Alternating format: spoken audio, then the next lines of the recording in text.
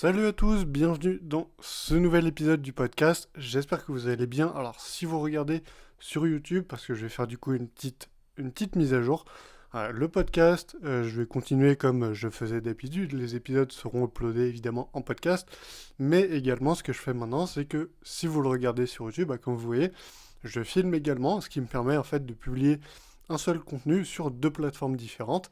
Et ça me permet quand même, tout en gardant cet aspect podcast, cet aspect contenu long, qui dure 20-30 minutes, de pouvoir derrière en fait parler aux gens qui vraiment ont envie de regarder ce genre de contenu, ont envie de prendre du contenu long. Donc si vous le regardez sur YouTube, vous pouvez quand même mettre ça en arrière-plan.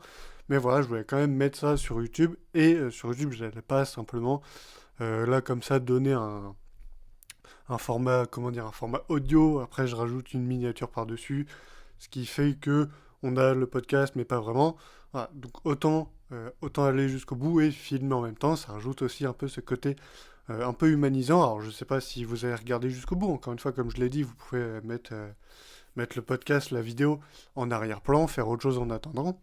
Par exemple, si vous avez du ménage à faire, de la vaisselle, ou même bosser en attendant, enfin en attendant, en écoutant le podcast, vous pouvez. Voilà, donc si jamais, petite nouveauté, du podcast, c'est aussi en format vidéo, en plus du format audio, tout en étant le même contenu. Donc là, je suis en train de m'enregistrer sur l'iPad et je suis en train de filmer avec le téléphone. Et après, pour la vidéo, je fais juste une synchronisation des deux contenus. Et ça part, il y aura pas du tout de montage, si ce n'est la synchronisation. Mais c'est vraiment pas du contenu que je fais pour faire du montage. En fait, ça, ce sera du contenu évidemment qui sera dédié à YouTube, qui est qui est autre en fait que le podcast. Bref, dans cet épisode aujourd'hui, je voulais échanger avec vous du syndrome de l'objet brillant et de pourquoi en fait simplement vous êtes dispersé, vous n'avez pas forcément de résultats, etc. Et que vous n'avez pas les résultats que vous voulez avoir dans votre business. Et en fait, l'explication, elle est très simple à expliquer. En fait, après expliquer c'est autre chose, mais elle est très simple à comprendre. En fait, c'est qu'on en est tous victimes aujourd'hui. C'est vraiment le syndrome de l'objet brillant. Et on en est encore plus, ça se voit encore plus en fait aujourd'hui avec ChatGPT. L'année dernière, c'était les cryptos, les bitcoins et compagnie, les NFT et j'en passe. Voilà, donc c'est tous les ans, il y a un truc nouveau qui pop. Et c'est en fait ce qu'on appelle l'objet brillant. Et vous avez démarré peut-être cette année, l'année dernière, il y a 2 ans, je sais pas. Vous avez démarré comme ça. Alors, je suis en train de chercher en fait. Je suis en train de chercher pour ceux qui regardent la vidéo, qui me voient regarder l'iPad. Je suis en train de chercher le podcast en question. Alors, j'ai pas forcément pris de notes, mais voilà, ça me permet quand même de d'avoir ma petite note. Voilà. Donc, en fait, le syndrome de l'objet brillant, comme je l'ai dit, donc les NFT, l'intelligence artificielle, les cryptos et compagnie, c'est tous les ans, comme je disais, il y a des nouveaux trucs qui sortent, et vous êtes en business depuis cette année, peut-être vous vous êtes lancé en janvier 2023, vous vous êtes dit, ouais, c'est mon année, let's go, on va tout casser. Peut-être l'année dernière, vous vous êtes lancé parce que vous vous êtes dit, ouais, il y a les NFT, il y a les cryptos, trop bien, on va essayer de lancer un truc. Sauf qu'après, on vous a dit, bon, en fait, il y a ça qui est nouveau, va là-dessus plutôt que les NFT. Les NFT, ça se casse la gueule, arrête. Et puis peut-être l'année d'avant, c'était le dropshipping, le SMMA.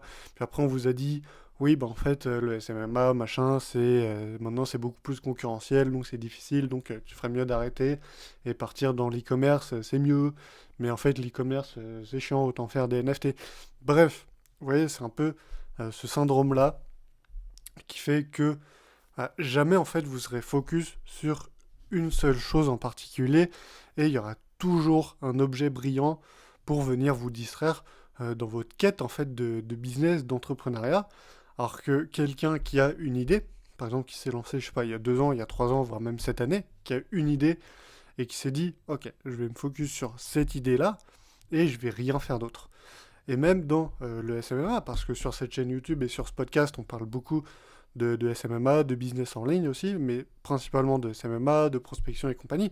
Donc même dans le SMMA, on vous dit, cette niche-là, c'est la meilleure, cette niche-là, en fait, elle est bien, il y a le e-commerce, il y a la publicité, il y a TikTok, il y a la création de sites, il y a la création de tunnels de vente, il y a la publicité, je sais pas quoi, il y a Google Ads, il y a le SEO, il y a machin.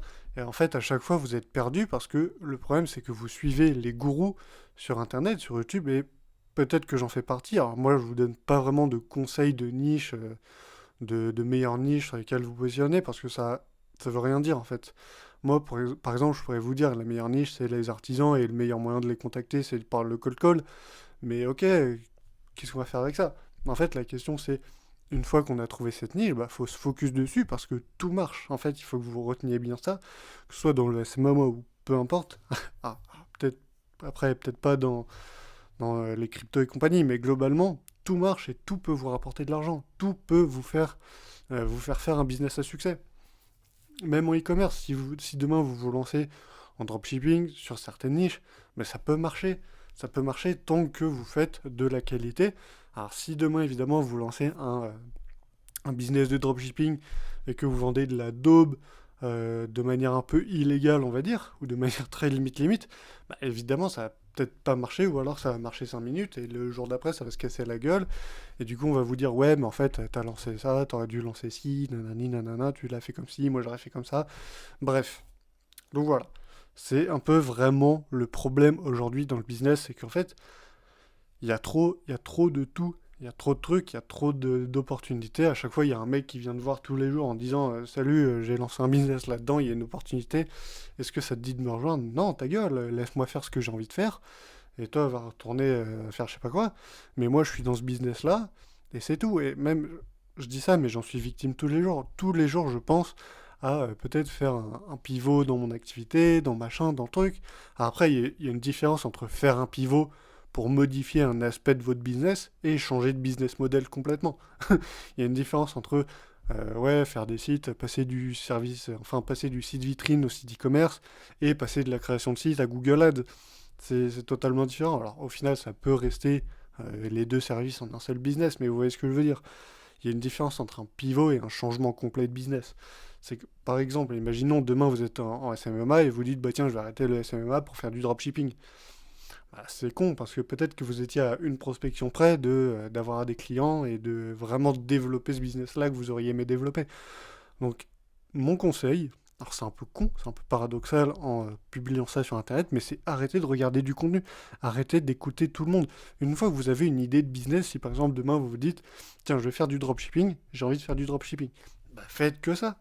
Faites votre dropshipping, allez à la limite chercher des conseils de dropshippers qui ont fait comme vous, qui ont eu des résultats comme vous aimeriez les avoir, et après basez-vous sur ça pour continuer.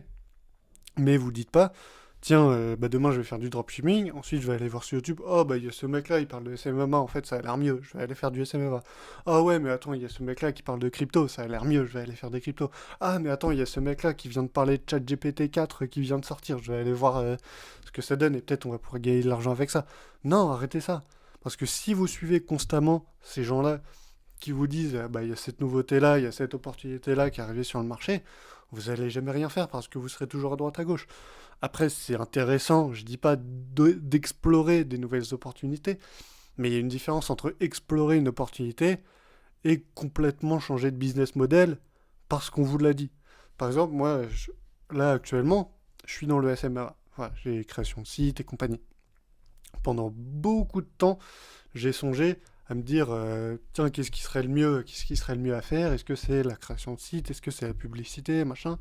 J'ai un peu tout fait, j'ai prospecté dans tous les domaines, j'ai même lancé une agence de lead gen pour les autres agences. Enfin bref, c'est un merdier pas possible. Mais au final, maintenant, à chaque fois que je repense à peut-être me focus sur un seul truc, c'est les sites web qui reviennent, parce que c'est quelque chose que j'aime bien, et il y a aussi cet aspect-là qui compte.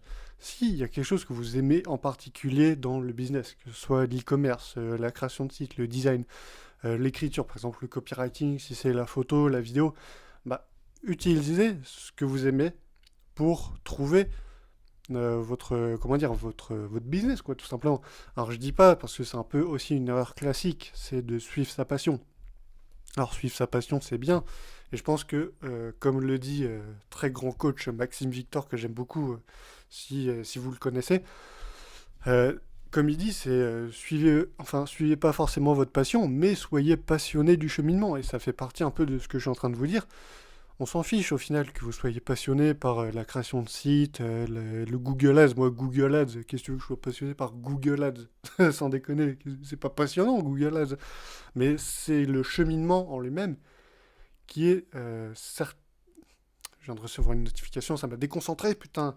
C'est le cheminement en lui-même qui est intéressant. Donc même si en effet on peut pas être forcément passionné par Google Ads, il y en a qui le sont, tant mieux pour eux. Moi je suis au final passionné par le marketing et l'entrepreneuriat de manière générale. Donc tout ce qui va un peu englober ça, bah, je suis passionné. Donc Google Ads d'un certain point de vue ça me passionne, mais je suis pas passionné de Google Ads. La publicité, qu'est-ce que j'en ai à foutre en fait, c'est non mais c'est vrai. Personne n'est passionné de Google Ads. Il y en a, je pense, honnêtement. Mais on est plus passionné par le marketing, par le fait de tenter des trucs, par le fait de mettre en place des mots, un peu du copywriting, voilà, les créas, plus pour ceux qui sont sur Google Ads ou TikTok Ads. Voilà, on peut pas être passionné, enfin on peut, évidemment, mais être passionné par la publicité en elle-même, c'est bizarre. On est plus passionné par le cheminement qu'on prend pour faire la chose. Je sais pas si vous voyez ce que je veux dire. Alors que par exemple, pour être passionné de création de site, pareil, on n'est pas passionné par WordPress ou Divi. Par contre, c'est le fait de le faire qui peut être passionnant. Donc, si vous avez un peu cette passion-là, quelque chose qui vous drive un peu, que vous aimez bien faire, que ce soit encore une fois la création, que ce soit le marketing, si vous aimez bien quelque chose, utilisez cette passion-là, utilisez cet avantage en plus que vous avez d'être passionné par ça pour vous positionner, même si vous êtes passionné d'e-commerce, si vous avez une thématique en particulier que vous êtes passionné, moi c'est la tech, j'aime beaucoup la tech, donc vendre des produits tech, c'est quelque chose qui pourrait m'intéresser, donc faire du e-commerce. Après, c'est quelque chose également qui est dans les plans de faire du e-commerce en plus du SMMA, mais voilà, là encore une fois, je reprends un peu ce que j'avais dit tout à l'heure, c'est que je remplace pas l'un par l'autre parce qu'on m'a dit qu'il y avait une opportunité ici, ça n'a aucun sens. Donc, je me suis un peu perdu au final dans tout ce que j'ai dit, mais globalement, vous voyez ce que je veux dire. Donc choisissez un peu ce qui vous passionne parce que vous êtes passionné du cheminement. Et à partir de là, bah, ce sera beaucoup plus facile de rester concentré sur une seule niche. Et comme je vous l'ai dit un peu avant tout mon blabla, moi, ce qui me passionne, c'est la création de sites, parce que quand je regarde au final tout ce que je pourrais faire, j'aime beaucoup le montage vidéo aussi, mais quand je regarde tout ce que je pourrais faire, c'est toujours la création de sites qui revient, parce que j'aime beaucoup en fait le processus, le design, etc., mettre en place différents éléments, c'est quelque chose que j'aime bien, même si dans le fait de le faire, ça me fait chier comme jamais. Parce que créer un site internet, c'est bien, visuellement, tout ça, c'est cool, on aime bien le design et compagnie, mais en soi, le faire, c'est chiant comme la pluie. En vrai de vrai. Alors il y a des gens, sûrement, qui sont vraiment passionnés par ça, encore une fois, comme par Google Ads, mais c'est quelque chose, moi, qui m'ennuie, et je suis plus passionné par le fait d'avoir un résultat, donc avoir un beau site internet, etc., qui soit vitrine ou e-commerce d'ailleurs, plutôt que par le fait d'utiliser WordPress, Divi, Webflow, Wix et compagnie pour faire un site. Ça, au final, qu'est-ce qu'on s'en fout? La technologie utilisée, ça passe après. Donc voilà, soyez un peu passionné par un processus, par un chemin, un cheminement, et une fois que vous avez identifié ce par quoi vous êtes plus ou moins passionné, parce qu'il y a forcément des domaines qui vont vous attirer le plus. Par exemple, si on parle du SMMA, on va prendre le copywriting, la création de sites, la création de tunnels de vente, la publicité. Bah, il y aura forcément quelque chose qui va vous faire un peu plus signe que l'autre, qui va vous dire ah ouais, je suis plus passionné par ça que par ça. Donc à partir de là, vous avez un petit signe pour vous diriger vers ça plutôt qu'autre chose. Mais il y a des gens qui ont aucune passion. Alors c'est pas un jugement, hein, ça peut arriver, on est tous un peu passés par là, on passe tous par là dans une vie, à un moment, surtout dans la jeunesse, où on est un peu perdu, on se dit, putain, je sais pas, en fait, ce qui me plaît, je sais pas vraiment quoi faire de ma vie, au final, et on a l'impression, au final, d'avoir aucune passion, et du coup, on se dit, bah, je sais pas quoi faire. Donc, à ce point-là, on va suivre un peu tout le monde, et tous ceux qui vont nous dire, fais ci, fais ça, c'est rentable, ça va te faire gagner des millions par jour, euh, achète des NFT, revends-les plus tard, t'inquiète, tu vas être rentable. Oui, bah oui, bien sûr. Donc voilà, tous ces... Je comprends en fait. Je comprends en fait qu'on puisse avoir un problème à suivre une passion parce qu'on n'en a peut-être pas ou qu'on sait pas forcément comment la trouver. Mais je pense qu'au final, ça viendra en faisant. Donc, d'un certain point de vue, c'est intéressant de faire un peu tout. Mais au début, c'est au début, quand vous cherchez un peu ce que vous voulez faire, que vous allez faire un peu tout. Vous allez explorer, et c'est normal. Tout le monde l'a fait, tous les business l'ont fait. D'explorer un peu différentes opportunités, tout en restant au final dans un domaine.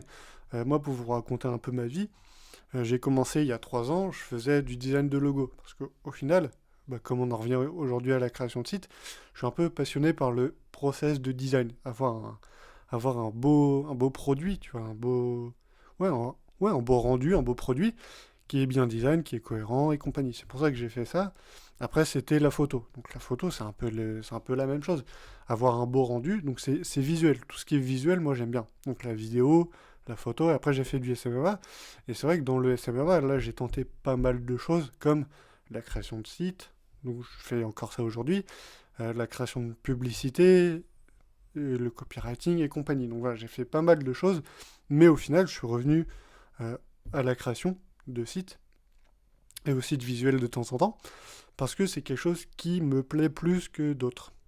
Je sais pas si ça se dit, mais voilà, c'est quelque chose qui me plaît plus que certaines autres choses. Donc, je suis un peu resté focus sur ça.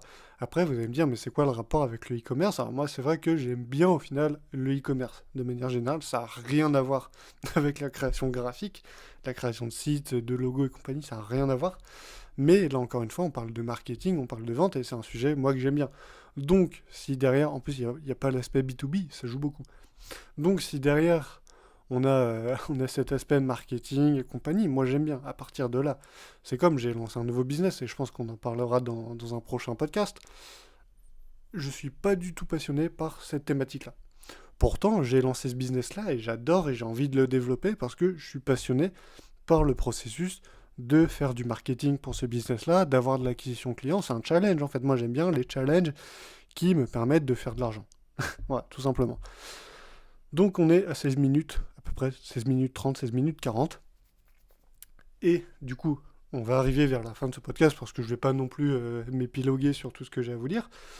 Donc, pour revenir à la question fatidique, ce qui vous bloque dans votre réussite, la raison de votre échec, c'est le syndrome de l'objet brillant. C'est ce syndrome en fait qui, comme je vous l'ai dit au début de l'épisode, qui va vous dire en fait qu'à chaque fois il y a une nouvelle opportunité et que c'est intéressant d'aller la voir pour voir si c'est intéressant de se diriger vers ça. Donc comme on l'a dit, il y a un mec qui va venir vous voir pour vous parler des NFT, il y a un mec qui va venir vous voir pour parler de ChatGPT, de IA et compagnie, il y a un mec qui va venir vous voir pour parler de crypto, il y a un mec qui va venir vous voir pour parler d'affiliation. Dans l'affiliation, on va vous parler des cryptos, des NFT, de l'IA et compagnie. Donc il y a 1 milliard de distractions dans le business aujourd'hui. Et la cause, en fait, de tout ça, c'est les créateurs de contenu. C'est nous, c'est nous, c'est moi. Voilà, c'est tous ces créateurs de contenu-là qui ont derrière, de toute façon, une formation à vous vendre. Parce que moi, je pars du principe que si un créateur de contenu, dans la thématique du business, fait du contenu, c'est qu'il a quelque chose à vous vendre. Parce que sinon, il en ferait pas, il s'emmerderait pas à en faire. Là, vous vous dites, d'accord, mais du coup, toi, pourquoi t'en fais? Moi, j'en fais pas souvent, parce que c'est pas mon métier de faire des vidéos. Enfin, ça dépend, d'ailleurs. Mais de manière générale, je vis pas de la création de contenu, donc j'en fais au final un peu quand je veux, il n'y a rien qui me force à en faire. Donc derrière, je suis pas forcé de faire des vidéos, j'en fais un peu quand j'ai envie d'en faire. Là, j'ai eu l'idée de filmer ce podcast et du coup d'en faire également une vidéo, ce qui me permet d'avoir au final deux contenus en un seul. C'est une idée que j'ai eue, je suis directement passé à l'action, j'ai enregistré ce podcast, je voulais tester en fait ce que ça faisait et du coup je me suis dit ok, il me faut un podcast à enregistrer que je vais pouvoir aussi filmer. Du coup, j'ai trouvé cette idée-là, je l'ai fait. Et du coup, derrière, bah, ça me fait du contenu. Mais au final, dans ce contenu, j'ai rien à vous vendre parce que je fais aussi ça pour expérimenter. Et je fais ça parce que je fais des vidéos depuis une dizaine d'années et j'ai toujours aimé en faire. Et j'en ferai toujours, même si derrière, j'ai rien à vendre, bah, au final, je m'en fiche. Parce que moi, c'est un peu aussi un côté passion de faire du contenu. Et c'est justement pour ça, parce que j'ai rien à vous vendre, parce que je gagne pas ma vie avec YouTube, je m'en fous de ce que YouTube me reverse ou pas, que je peux me permettre au final d'uploader une vidéo par mois si j'ai envie, une vidéo par an s'il faut, de vraiment prendre mon temps à uploader parce que je vis pas de la création de contenu. Mes activités sont ailleurs, elles sont externes. La création de contenu que je fais, c'est un peu c'est un peu du temps perdu, on va dire. Alors, c'est jamais réellement perdu, mais c'est du temps que je pourrais utiliser à faire autre chose, à faire de la prospection et compagnie. Donc voilà, je fais pas ça pour avoir des clients, pour gagner de l'argent. Après, si derrière ça peut m'en faire gagner, je prends. Mais c'est pas le but. Moi, j'ai d'autres activités, je m'en fous. Donc voilà. Pour en revenir à ce que je vous disais, arrêtez de suivre tout un tas de créateurs de contenu. Si vous voulez suivre des créateurs de contenu, des entrepreneurs, tant mieux, allez-y, ils auront sûrement des super idées à vous donner. Mais le problème, c'est qu'en fait, chaque créateur de contenu, chaque youtubeur, chaque mec sur Twitter, sur TikTok, sur Instagram et compagnie, aura des idées différentes et des business models différents. Et du coup, quand vous allez en suivre un, il va vous dire, moi je fais ci, je fais comme ça, dans telle niche, de telle manière, fais pareil, ça marche. Il y a un mec qui va vous dire, moi je fais comme ci, comme ça, à tel endroit, ça marche, fais-le. Sauf que ces deux créateurs de contenu là différents, bah ils sont différents et ils n'ont pas du tout les deux le même business model et ils n'ont pas du tout les deux le même service à vendre, les mêmes manières de faire. Donc derrière ça fait qu'il y a deux visions et comme pour reprendre encore une fois Maxime Victor, quand il y a deux visions, il y a division. Donc si vous passez votre temps en fait à chercher la meilleure idée, la meilleure manière de faire quoi que ce soit, la meilleure technique de prospection, la meilleure niche, le meilleur outil pour faire X, Y, Z, vous allez perdre un temps fou, alors que vous pourriez juste passer à l'action. On dit souvent c'est simple, mais c'est pas facile. Et au final, c'est relativement vrai parce qu'au final, le processus d'acquisition client en SMMA, surtout en prestation de service, c'est de présenter votre service à des clients potentiels. Donc pour faire ça, vous avez deux manières. La publicité, donc qui va vous coûter de l'argent et pas beaucoup de temps, ou la prospection, qui va vous coûter beaucoup de temps mais pas beaucoup d'argent. Donc si vous avez du temps mais pas d'argent, prospectez. Si vous avez de l'argent mais pas forcément de temps, faites de la pub. C'est tout. Et à partir de là, une fois que vous avez votre technique de prospection, que ce soit le cold call, le call email, le DM, peu importe, ça c'est vous qui voyez par rapport à ce que vous préférez faire. Une fois que vous avez ça, vous vous focussez sur ça, point barre. Et vous le faites sans ouvrir YouTube. Vous avez une idée, vous avez un service à vendre, vous avez une technique de prospection, vous le faites, c'est tout. Vous n'allez pas regarder YouTube, meilleure technique, call email, machin. Après, ça peut être intéressant si votre technique c'est le call email, mais dans ce cas-là, restez concentré sur une seule template de call email, parce qu'encore une fois, à chaque fois que vous allez regarder une vidéo meilleur moyen de faire du call email, la template elle sera différente, le résultat il sera différent, et au final vous allez tenter là aussi 50 templates, vous serez jamais vous serez jamais sûr de quel template utiliser, et du coup au final à la fin vous serez perdu, et à force d'analyser on devient paralysé. Ça encore c'est de Maxime Victor, c'est un nid à ah, vraiment c'est un nid à citation ce type. Bref, voilà. Donc si vous voulez réussir, si vous voulez avoir des résultats un peu supérieurs à la moyenne, restez concentré sur une seule chose. Encore une fois, si vous êtes dans le SMMA, une technique de prospection, un service, une niche. Vous tentez, vous testez ça, vous voyez les résultats. En fonction de vos résultats, vous pourrez ajuster. Mais tant que vous n'avez pas de résultats, je ne vois pas pourquoi vous ajusteriez. Vous vous basez sur quoi pour changer à chaque fois de technique de prospection, de niche, de service? C'est ça le truc. Si, par contre, si vous avez fait 2000 prospections, qu'il n'y a aucun client qui est rentré, bon, ça vaut peut-être le coup d'ajuster, de revoir un peu les choses. Mais si vous avez envoyé 10 mails cette semaine et que vous n'avez pas eu de client, bah, vous allez vous dire, ouais, ça marche pas, nanana. Non, vous avez juste pas envoyé assez d'emails, continuez à bosser et envoyez plus d'emails et voilà. Présentez votre service aux gens. C'est tout. Moi, hier, j'ai envoyé, alors c'était peut-être un peu coup de bol, mais hier, j'ai envoyé 2 calls d'emails. Il y en a un qui a réussi, qui m'a généré un rendez-vous. Alors, encore une fois, c'est peut-être coup de bol, honnêtement. Mais je me suis tenu à mon call email et à ma niche. Alors après, même si ça faisait longtemps que j'avais pas forcément envoyé de call email, parce qu'avant, je tournais au cold call, mais voilà. Tu vois, moi aussi, j'ai un peu ce problème-là de rester focus sur une niche. Donc au final, ce podcast, je le fais aussi un peu pour moi, pour me dire de rester focus. Donc voilà. Voilà. Pour ce petit épisode de podcast, restez focus sur une seule chose à la fois. N'écoutez pas tous ces créateurs de contenu qui vous balancent des tendances plein à la tronche. On s'en fout, laissez-les. Laissez-les dans leur truc. S'ils parlent d'IA, tant mieux pour eux. Si pour eux l'IA ça marche, tant mieux pour eux. S'ils ont des revenus avec les NFT, les cryptos, tant mieux pour eux. Si vous en avez, tant mieux pour vous, évidemment. Mais si vous galérez et que vous ne savez pas vraiment quoi faire, où aller, restez focus sur un truc. Que ce soit dans l'e-commerce, dans les startups, dans la prestation de services, restez focus. Bref, voilà, j'espère que ce petit épisode vous aura plu. C'est un nouveau format pour ceux qui sont sur YouTube. Si vous êtes toujours en podcast, bah, évidemment, continuez. N'hésitez pas à mettre un petit avis, un petit 5 étoiles sur Apple Podcast, sur Spotify. Je sais pas comment ça marche sur Spotify. Si vous êtes sur YouTube, n'hésitez pas à mettre un petit pouce bleu. On en fera plein, des petits contenus comme ça. J'aime beaucoup. J'aime beaucoup au final. C'est très marrant, c'est un peu interactif. Et ça me force un peu aussi, moi aussi, à rester focus sur ce que je dis, pour pas dire n'importe quoi non plus à la caméra.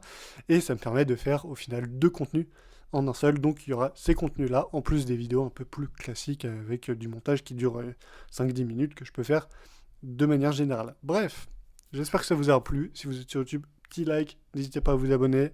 De manière générale, n'hésitez pas à partager cet épisode.